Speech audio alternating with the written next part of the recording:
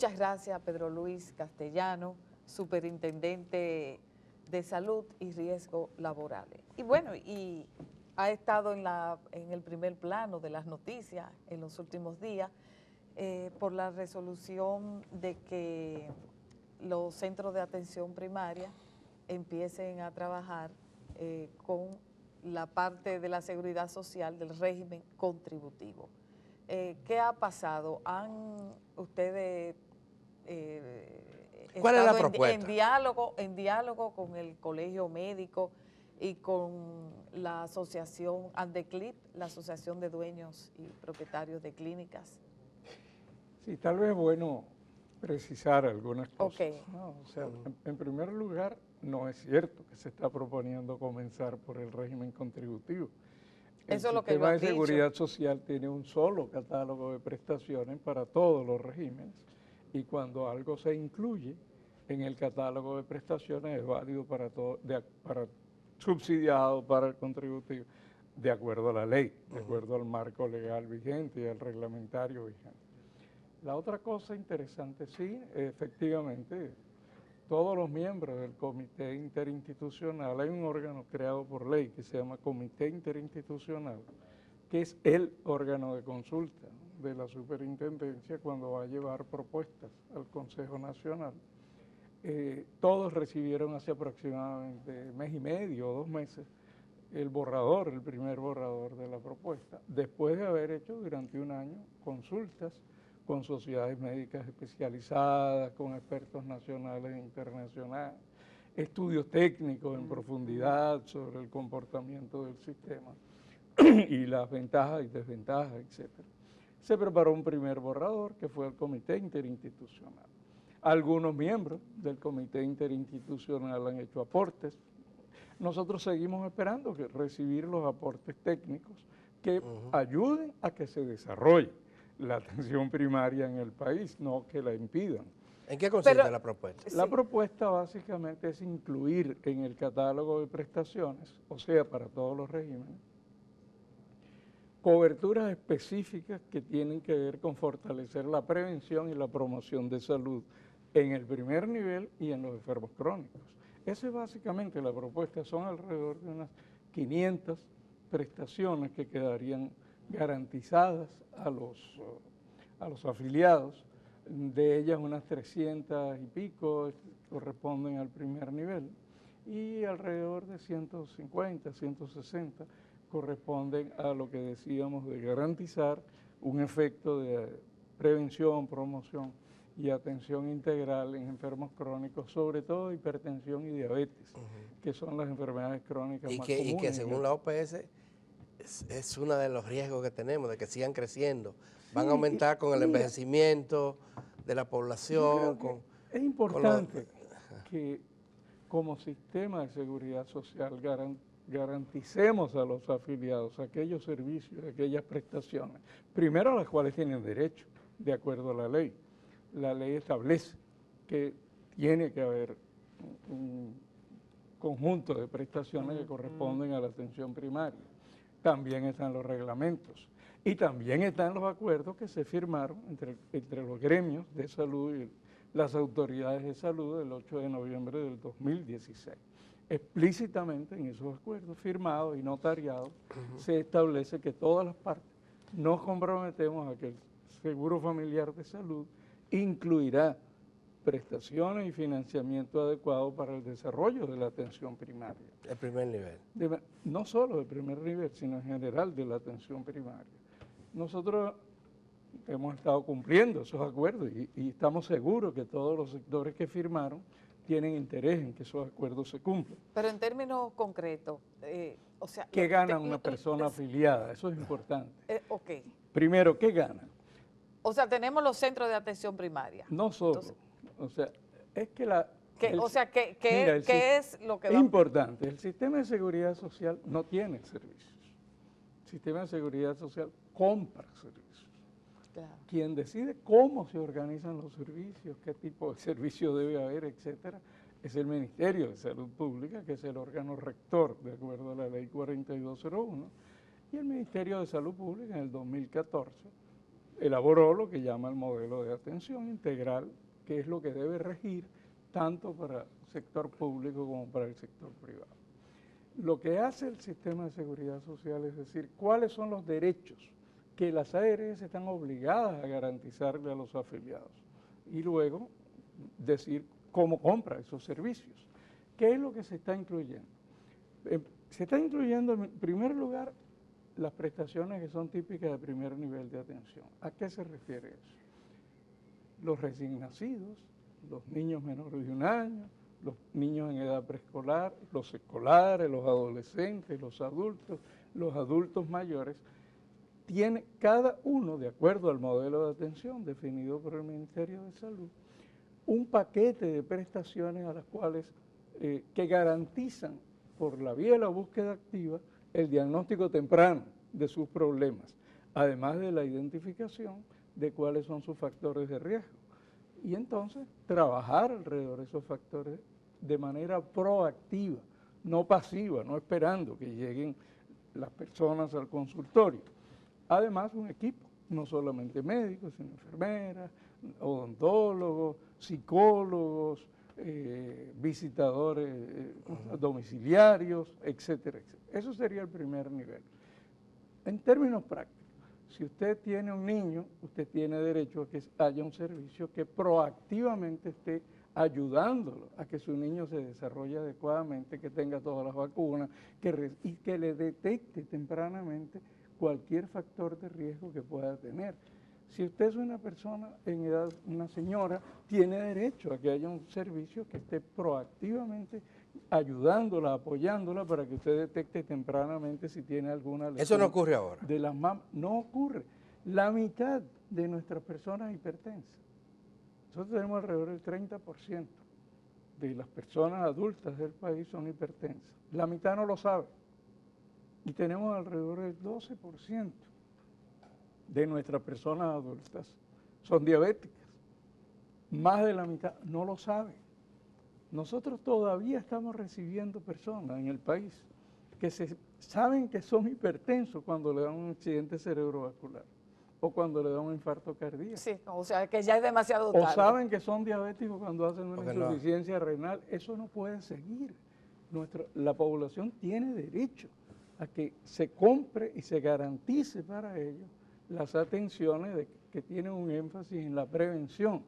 Pero además ese es un clamor nacional. Sí. O sea, si usted es hipertenso, usted tiene derechos. Lo importante es que se sepa que son derechos.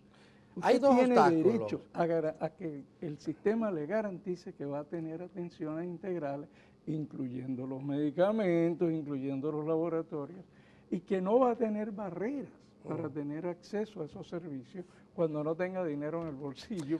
Cuando se hizo la reforma del sistema de salud, la reforma legal, que incluyó 2 leyes, esta ley general de seguridad social, somos el único país que tiene 2 leyes. y la ley general de salud, Sí, son 2 leyes, que se hicieron casi juntas ahí. Casi inmediatamente después se comenzó a implementar en el país. Digo comenzó porque lo que había no era eso, la estrategia de atención primaria, creando las unidades de atención primaria a nivel sistema público. Sí, sí, sí.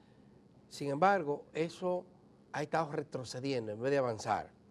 Bueno, no creo que ha estado retrocediendo en términos del número Eso es lo que nos de servicios y al contrario se ha estado elevando la capacidad resolutiva, creando además de la SUNAP los centros diagnósticos que son centros con una pero es que alta eso capacidad. estamos hablando, los centros diagnósticos es la novedad, pero fíjate que en ambos casos hay problemas muy serios. Sí, Cuando yo sin hablo duda, de sin retroceso, duda, hay muchos cuando hablo de problemas. retroceso es porque una cosa es lo que está escrito, Sí. lo que se definió hace 18 años, y otra cosa es lo que está ocurriendo. Tú te vas a encontrar con unidades de atención primarias que tienen un médico pasante que se va, que está no loco por siempre está irse, ahí, sí.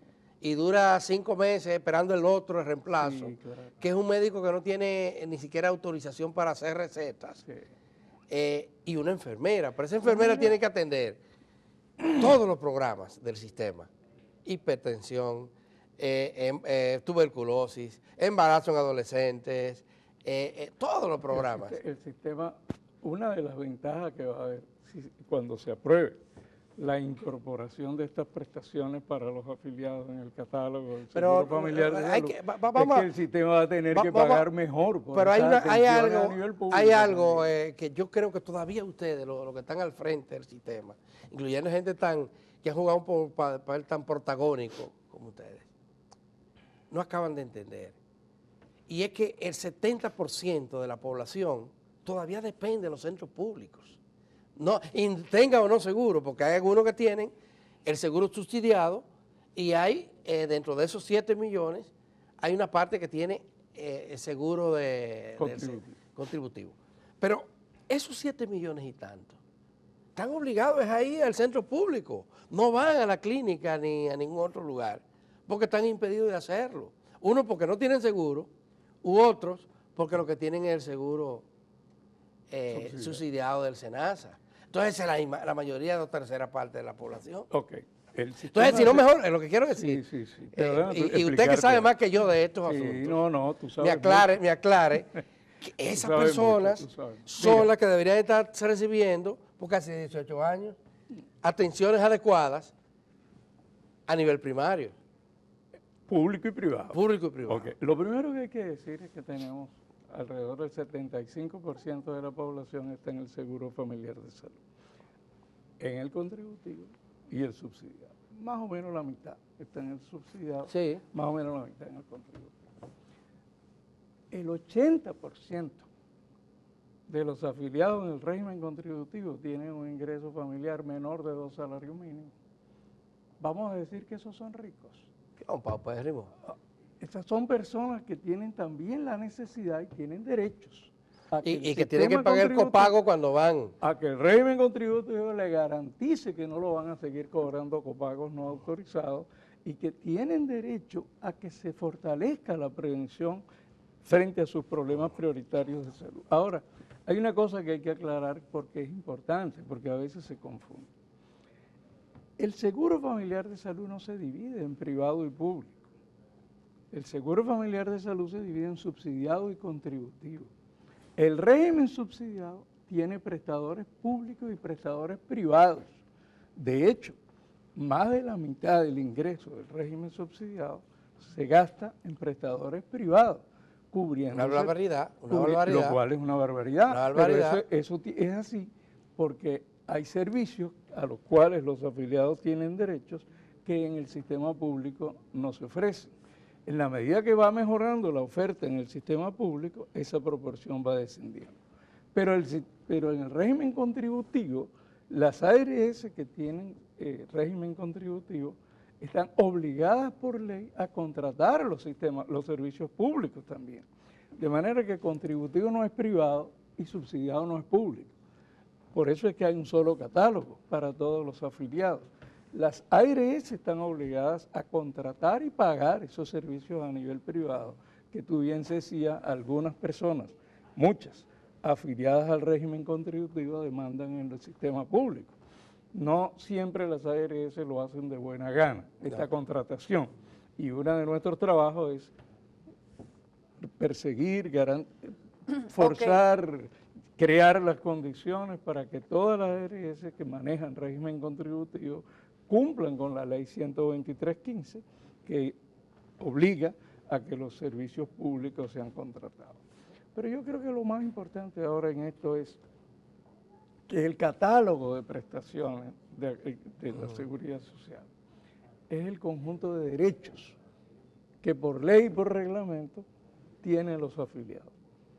No podemos continuar en una situación donde se le niega la mitad de los derechos a los afiliados porque no están explícitamente garantizados en el catálogo. Al día de hoy, ¿cuál es la situación después de las manifestaciones públicas de actores importantes como la Sociedad de Especialidades, ANDECLI, la Asociación Nacional de Clínicas y el Colegio Médico Dominicano, que se mostraron inconformes? Hasta ahora nosotros seguimos esperando que presenten sus aportes a favor del desarrollo de la atención primaria para los afiliados. No cerramos la esperanza de recibirlos. O sea, no ha habido Esperamos conversaciones, no. No lo hemos recibido hasta ahora.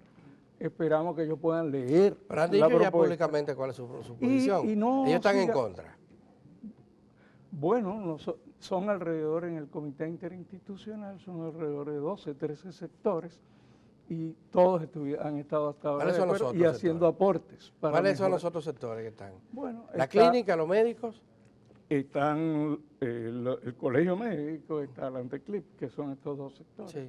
Están los empleadores, están las 3 centrales sindicales, están otros profesionales de la salud, está el Ministerio de Salud Pública, el Ministerio del Trabajo. Casi todos los que están representados en el Consejo. Casi los mismos que están en el mismo. Consejo. Es como una imagen del lo mismo, Consejo, de lo mismo. aunque es un poco más amplia porque Sí. también están las ARS y está la superintendencia. En el Consejo Sí. no están ni las ARS ni la super. Pero hay un tema clave aquí, que es el gasto familiar de bolsillo. Uno de los indicadores clave y de las razones por las cuales, a pesar de que el sistema paga, oye esta cifra, el sistema paga, el seguro familiar se lo paga, o sea, no recibe, sino paga a médicos, farmacias, laboratorios, clínicas, etc. Anualmente, más de 40.000 millones de pesos. O sea, es verdad que hay un negocio detrás de esto. Es Claro, verdad. y un jugoso hay un negocio, negocio parece. de mucha gente. No, Sí, sí. aquí De mucha hace negocio mucha gente, no solo un sector. Pero esa es la economía de nuestro país, es una economía de mercado. O sea, y ese fue el modelo que se aprobó en el 2001 cuando se aprobó la ley. Bueno, pagando más de 40.000 millones de pesos al año en servicios a médicos, clínicas, laboratorios, farmacias, etc. Nuestros afiliados cada vez están pagando copagos mayores. Y cada vez el copago se está convirtiendo en una barrera de acceso. Si no tienes el dinero para ir a determinada consulta o a determinada prestación, aun cuando tú tengas tu seguro, Sí. No puedes le sirve ir. para nada. Incluyendo No en puedes ir. centros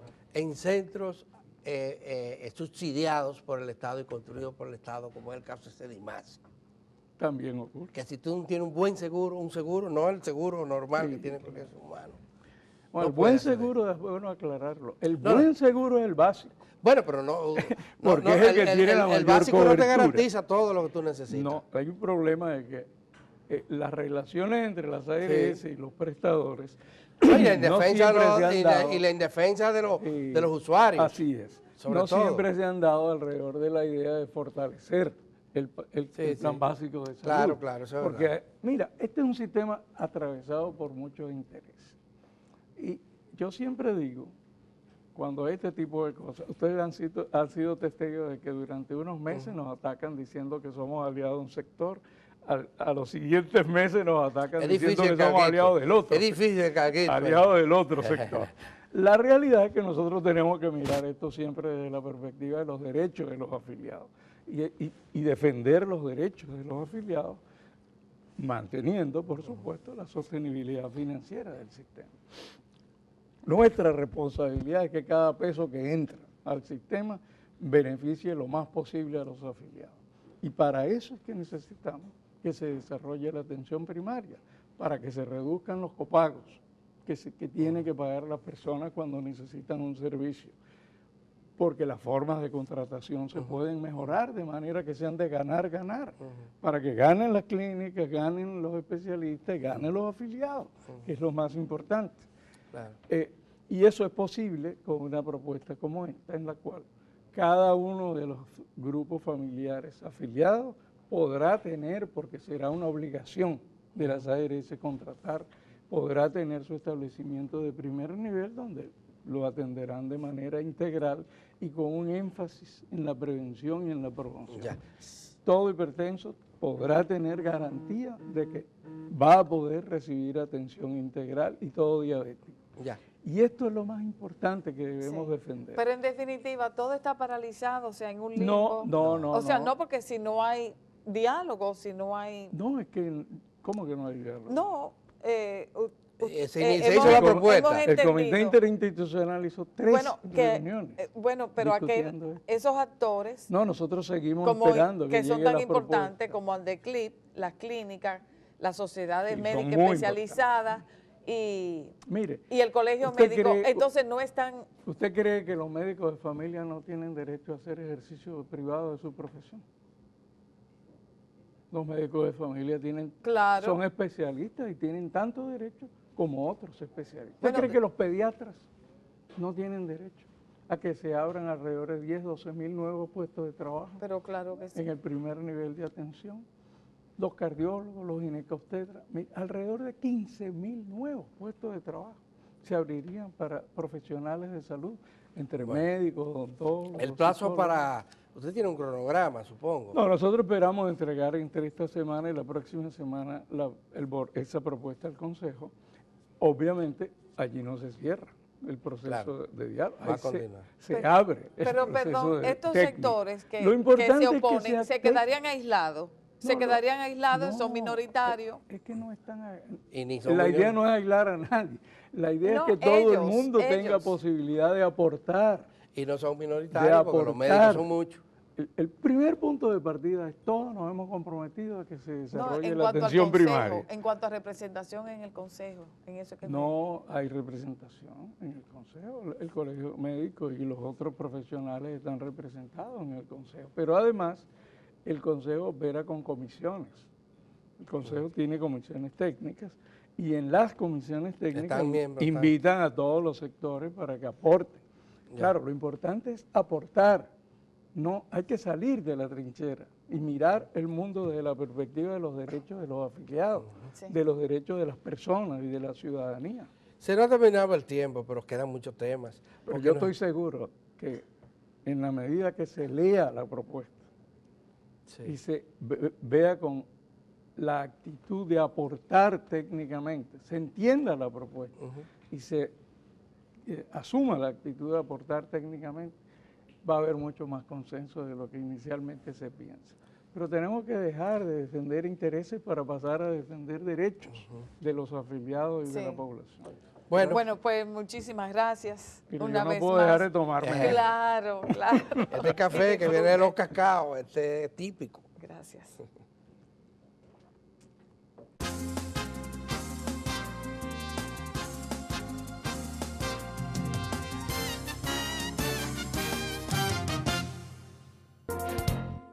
Muchísimas gracias, Pedro Silverio, economista, académico, investigador, articulista, un recio articulista, ¿verdad? Hay que esperar sus artículos todas las semanas. Los viernes. Sí, sí, sí.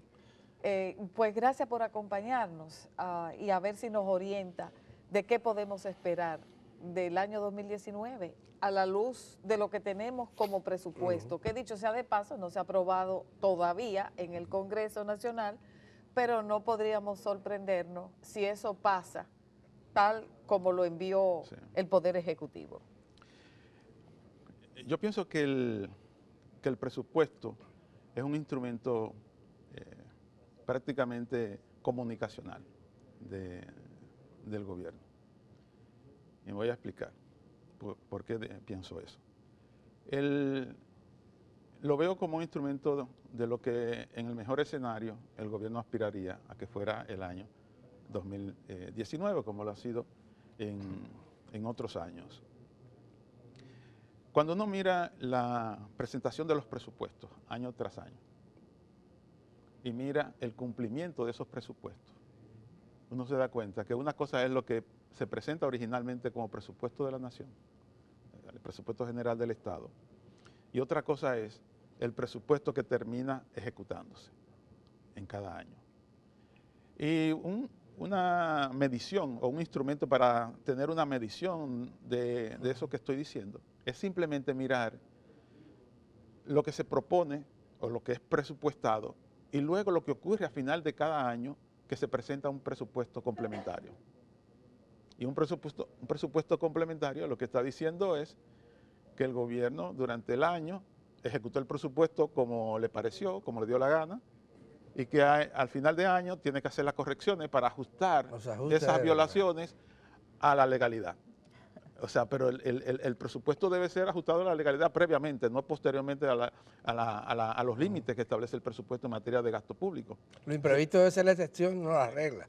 Sí, y además el presupuesto mismo contiene, el instrumento contiene los mecanismos para, digamos que autocontrolarse, porque si los ingresos no se han ejecutado al nivel que se han planeado, entonces el gasto público debe ser ajustado al nivel de los gastos, del ingreso que ha sido ejecutado. Pero los ingresos han aumentado siempre y los ingresos siempre han estado por encima de lo presupuestado en estos últimos años al menos. ¿Y qué es lo que pasa Entonces, al final el gobierno gasta y corrige con un presupuesto complementario, es decir, normaliza las violaciones que cometió durante todos los primeros meses del año con un presupuesto complementario. Lo que pasa es precisamente que cuando tú tienes un congreso donde tú puedes ir a final de año y decirle, mira, hice esto, corrígelo, emitan una ley legalizando esto, entonces ya tú en la ejecución presupuestaria tienes un incentivo perverso desde el punto de vista institucional, porque en la ejecución tú no es para ti un problema violentar o violar una disposición ya presupuestaria, porque tú sabes que al final del año tú vas a tener el presupuesto corregido legalmente, porque precisamente por el dominio del Congreso. Hay un tema importante con relación al presupuesto. Se supone que el presupuesto es una ley de desarrollo que plantea cómo un país va a distribuir sus ingresos atendiendo a prioridades, ¿verdad? Principalmente, privilegiando prioridades. Sí. En nuestro caso, eso no queda claro nunca. Educación, por ejemplo, ha sido una prioridad impuesta por la sociedad al Estado, pese a que habían leyes que lo dijeran. Salud queda marginada todavía. Vienen informes de lo mal que estamos en índice de desarrollo. Hoy mismo sale uno que nos coloca en los peores lugares en materia de desarrollo humano. El índice de capital humano. El índice de capital humano. Y nuestros presupuestos como que no toman en cuenta esto. ¿Qué pasa? ¿Cómo reestructuramos? Eso es precisamente uno de los temas que surgen cuando uno mira la presentación de este informe de capital humano que ha hecho el Banco Mundial y el Fondo Monetario Internacional. Y ese índice de capital humano te da una puntuación tan baja para la República Dominicana, aún dentro de los propios países de América Latina, que entre 17 países de América Latina, nosotros quedamos en el lugar número 14, apenas superando a Haití, a Guatemala y a Honduras. Y uno mira y dice, bueno, pero ¿cómo es posible que un país que ha tenido un crecimiento tan extraordinario en estos años, cómo es posible que estemos tan mal en el índice de capital humano? Porque este índice de capital humano mide unos aspectos que son importantes en términos de ese capital, por ejemplo, las habilidades, el conocimiento, la salud, la educación, el aprendizaje ajustado por los años, ingresos también, los años de escolaridad, las expectativas de vida de la niñez y de la adultez, los resultados de pruebas estandarizadas. Y todo esto... De que no salga de la escuela a destiempo. Exacto. Entonces, todos estos elementos, lo que te está recogiendo a ti es la calidad de lo que se está haciendo detrás de estos procesos. La calidad en materia del gasto público en educación, la calidad del gasto público en salud, la calidad del gasto público en sentido general y también de la calidad del mismo crecimiento económico. Es decir, ese índice es una comprobación, una vez más, de que hemos tenido un desempeño económico que, si bien en los números se refleja unos crecimientos que son extraordinarios, en términos de lo que es, de cómo esto afecta la vida cotidiana de los seres humanos, de las personas, los ciudadanos en la República Dominicana, lo que tenemos es reiteradamente unos resultados que son desastrosos para la República Dominicana.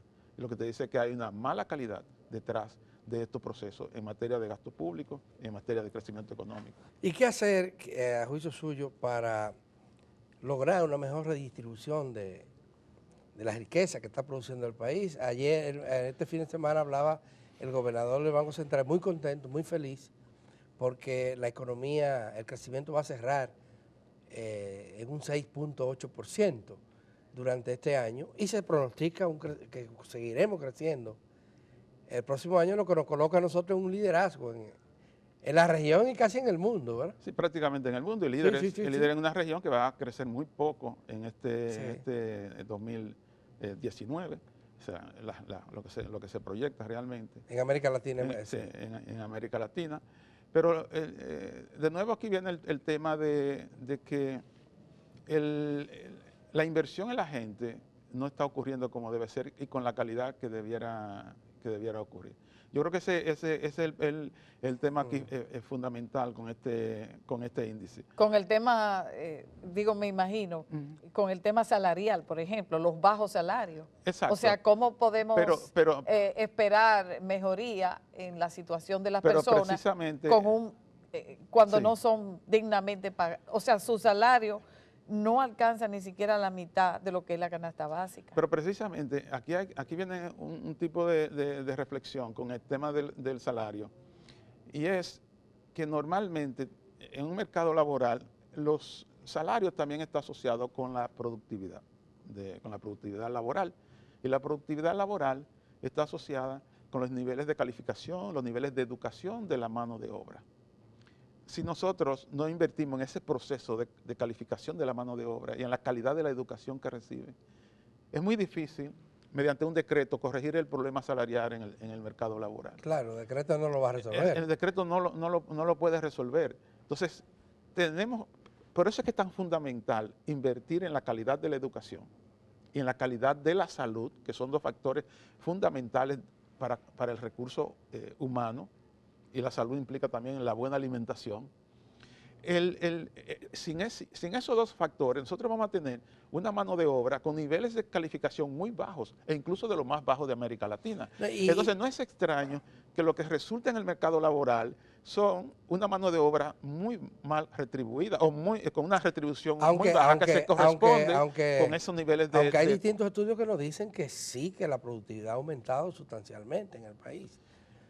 Lo que pasa es que el tema de la productividad, en los estudios que se han hecho, no está bien claro a qué atribuir la productividad. Si a la educación no es. No, al término usted tiene en el proceso de producción normalmente tres factores. Tiene el trabajador, o sea, la mano de obra, tiene el capital y tiene la tecnología. Eso es lo que normalmente se toma en cuenta. En una función de producción aparecen esos tres factores normalmente. Y cada uno de ellos puede recoger otras variables. Pero cuando se habla de la productividad de la economía, se está asumiendo que toda la productividad de la economía en esos estudios es atribuible a la mano de obra. Y no se hace una separación de qué parte de la productividad es atribuible a la tecnología o qué parte de la productividad es atribuible al capital.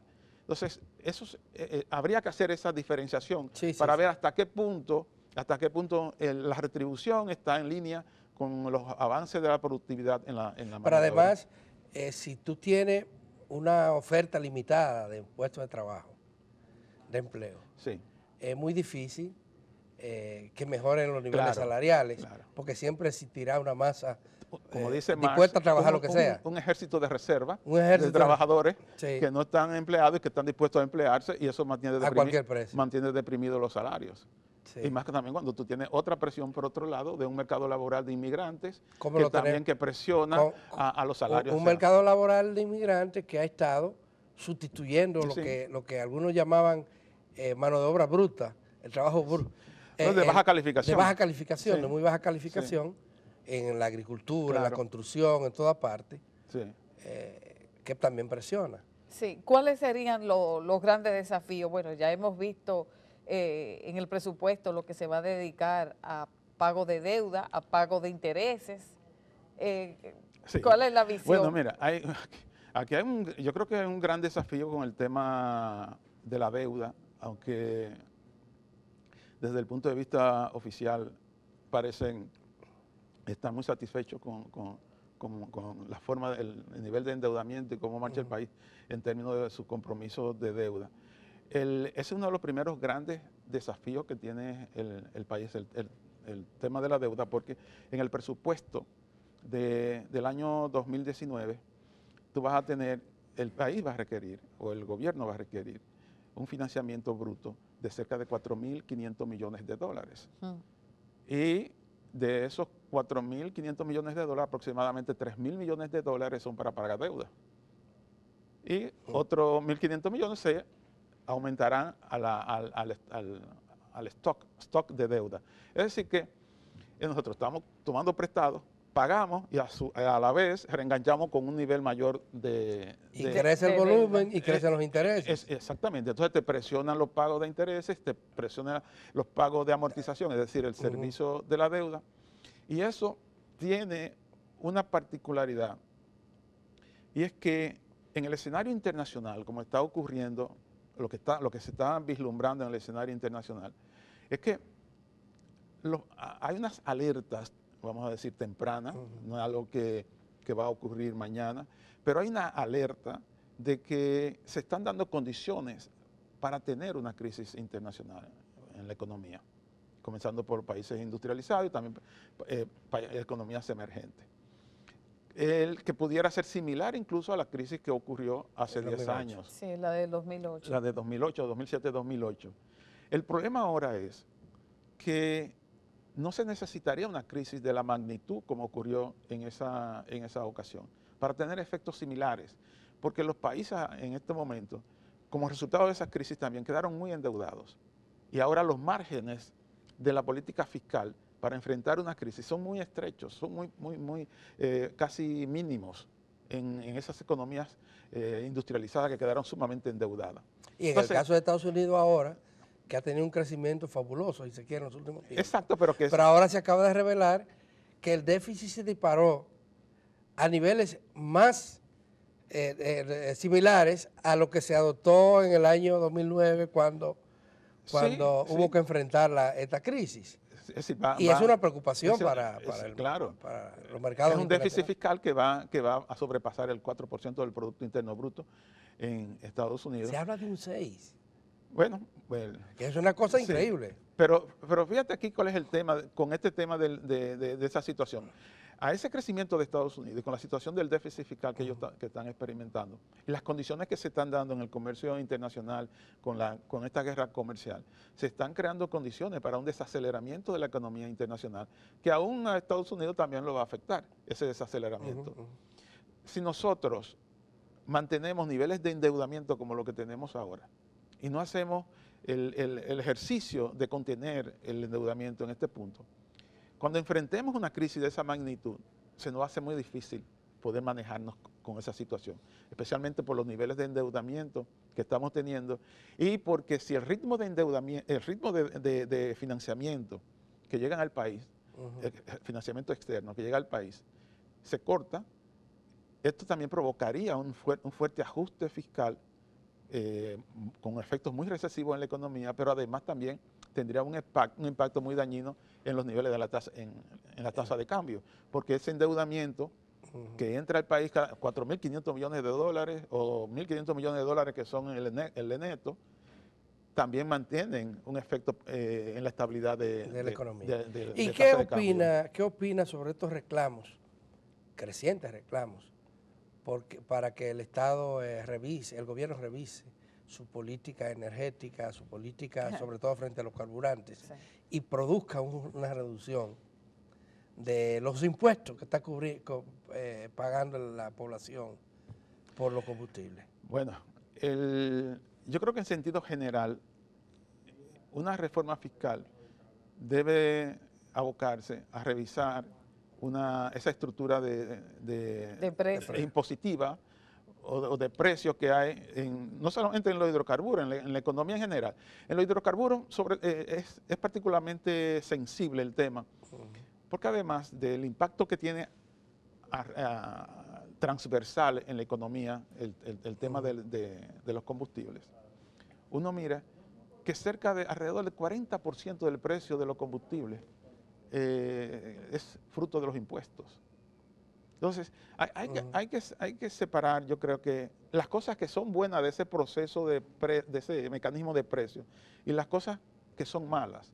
Desde el punto de vista de las cosas que son buenas, yo entiendo que el mecanismo de revisión de los precios de manera periódica, no digo que necesariamente semanalmente, pero de manera periódica, que se haga una revisión automática del precio de los combustibles, es positivo. Sí, bueno, algunos sindicalistas están reclamando que se haga quincenal en vez de semanal. Bueno, ¿Y podría ser mensual? bueno, yo realmente no tengo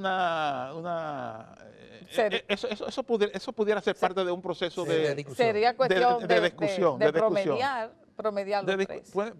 Puede discutirse. Pero el asunto está en la poca transparencia con que se calcula. O sea, no importa si es semanal o quincenal o mensual, si no hay transparencia. Si no hay transparencia.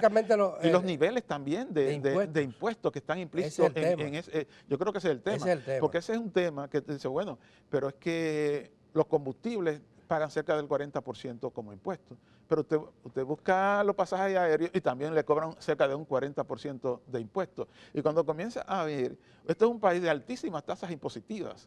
Sí. Claro, esas altísimas tasas impositivas. Si usted va a comprar una casa, si va a venderla, o sea, es en todo, absolutamente. Entonces, en todo. Pero cuando usted va a la presión tributaria, dice, bueno, pues la presión tributaria está cerca de un 15%. Muy baja. Y eso es lo que dicen entonces la versión oficial, la presión tributaria está muy baja y hay que subirla.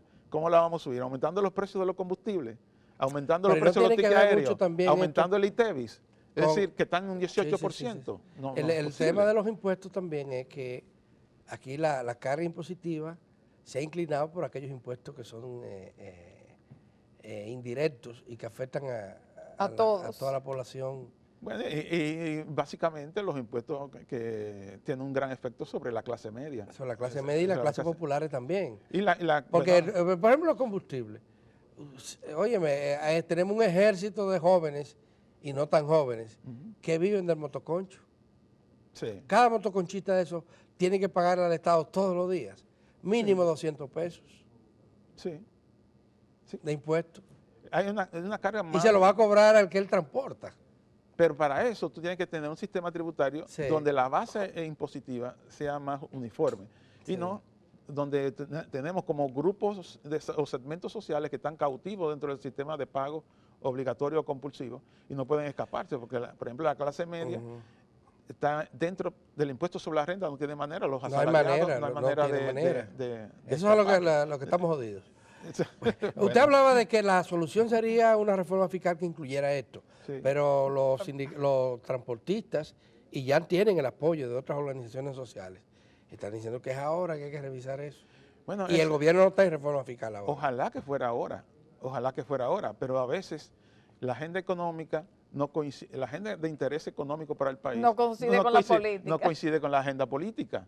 Y ya esta agenda parece que hace rato que no coincide ni va a coincidir con el interés político, entrando ya en el 2019, un año donde prácticamente todos los esfuerzos están concentrados en la política y en quiénes van a ser los candidatos y las elecciones del año 2020. Ojalá que pudiera hacerse. De hecho, yo creo que es responsabilidad de un gobierno actuar en el interés de las generaciones presentes y futuras, no en interés de las elecciones que están al doblar de la esquina.